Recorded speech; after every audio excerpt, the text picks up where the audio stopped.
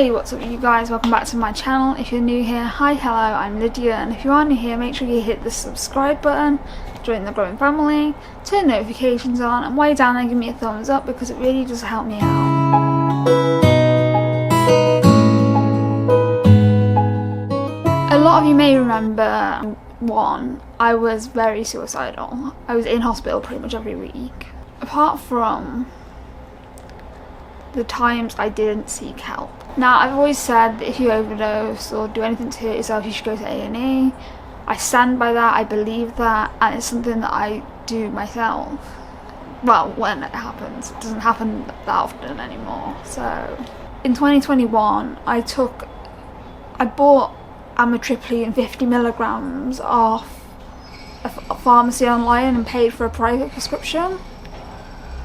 And it came and I went into the living room while Becca was in the bedroom and I took every single tablet. I got tempted to tell Becca and I was like, you know what, no, I hope this kills me. Yeah, I didn't seek help for that at all. Like, I went to sleep hoping I wouldn't wake up. That is scary to say because I wouldn't be here now. And I feel like I've grown so much as a person since then. But yeah, the next thing I want to talk about is how I knew things had got to breaking point. So my breakdown started in London 2021. I can't remember why I did this, but I did. And I climbed the other side of a bridge. And I came so close to stepping off that two men came up behind me and grabbed me and lifted me over the barrier. I never got their names, and I wish I had. But yeah, they called the police. The police came, put me in handcuffs, sectioned me. And I was sectioned for a month, and in that admission, that was my last ever admission in London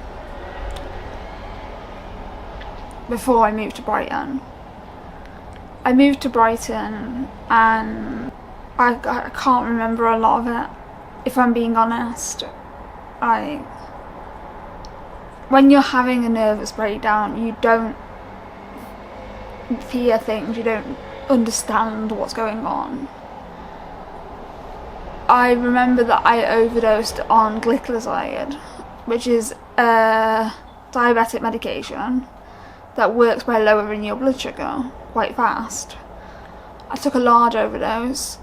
Crisis team came, they saw the empty packets on my bed and they called an ambulance. And the paramedics took me to hospital. They didn't even ask if I wanted to go to hospital, they just took me to hospital.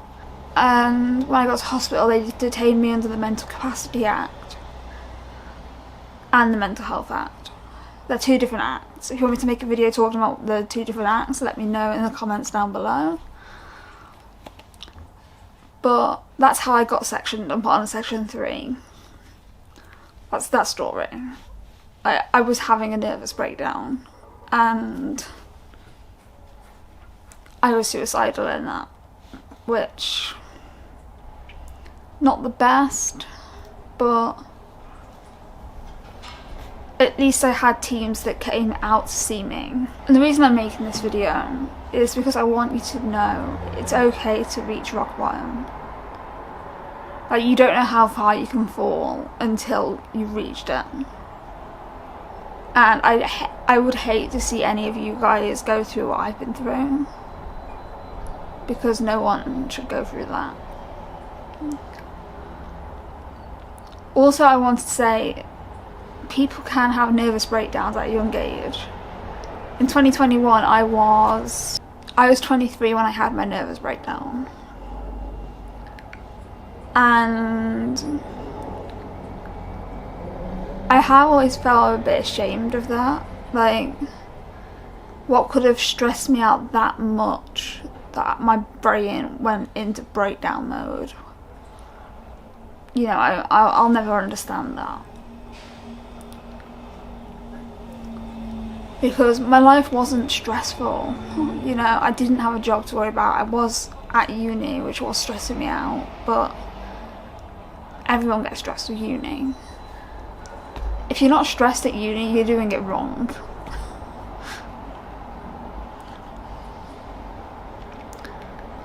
I want to make this video because I know there are other people like me out there.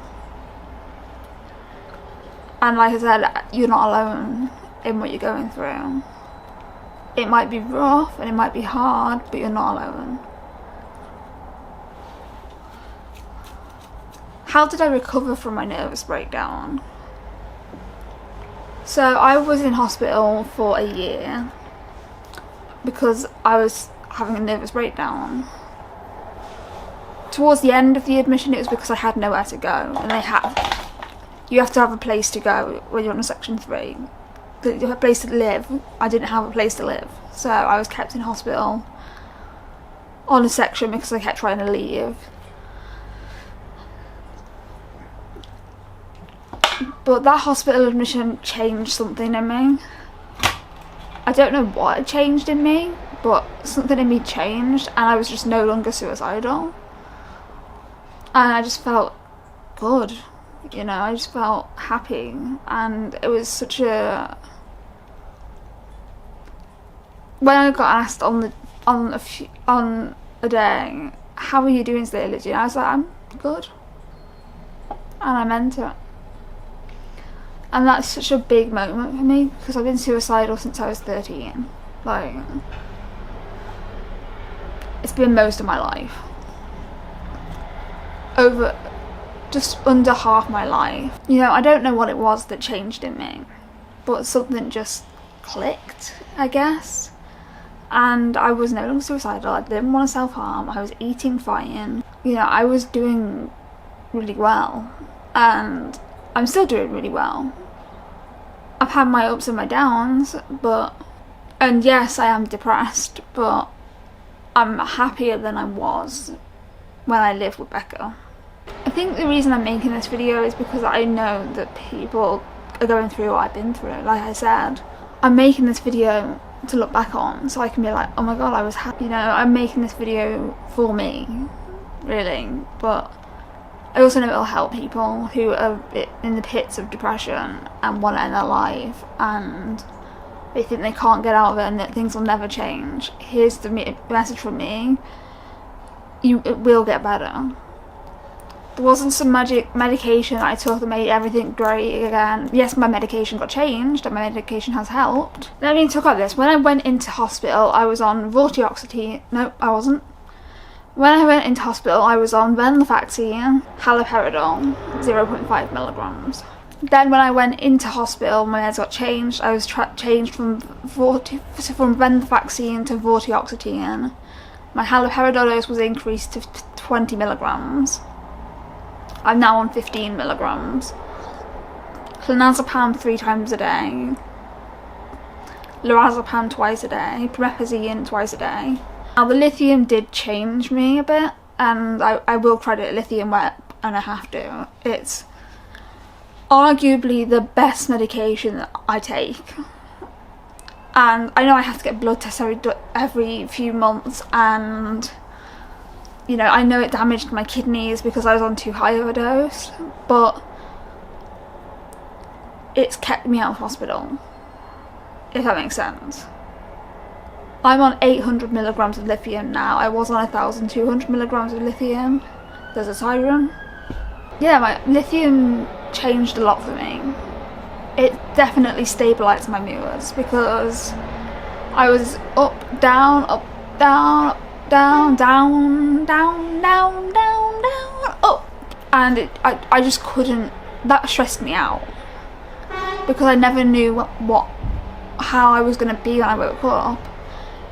My biggest fear is going manic, because when I'm manic, I don't shut the fuck up. I'm doing stuff constantly, I'm cleaning everything, I'm folding all my clothes, I'm dyeing my hair bright colours. That's how you know if I'm manic, if I change my hair. This is a result of hypomania. And maybe this helped me a bit. I had my camera to talk to, I didn't have any friends on the ward. I met Georgie on the ward, but she left. I had my cameras to talk to, and I documented my journey on YouTube. I did take down some of the videos, but when I started lithium, I made a video first week on lithium, and I didn't sleep for 2 nights when I first started it. It sent me manic, very manic, but as the dose increased, the mania subsided, and I haven't had a full-blown manic episode since then, which is huge. I've had hypomanic episodes. I just want to put as much in this video as I can. Having a nervous breakdown saved my life. And with that, thank you for watching this video. If you're new, subscribe, join the growing family. And if you want to support me, my Amazon wishlist is in the description down below, my PayPal is in the description down below, and my Patreon is in the description down below. I am going to be posting a Patreon only video once a month, because I just can't do 2 videos a month extra on top of what I already make. So yeah, thank you for watching, and I'll see you in my next video. Hopefully you like me. Bye.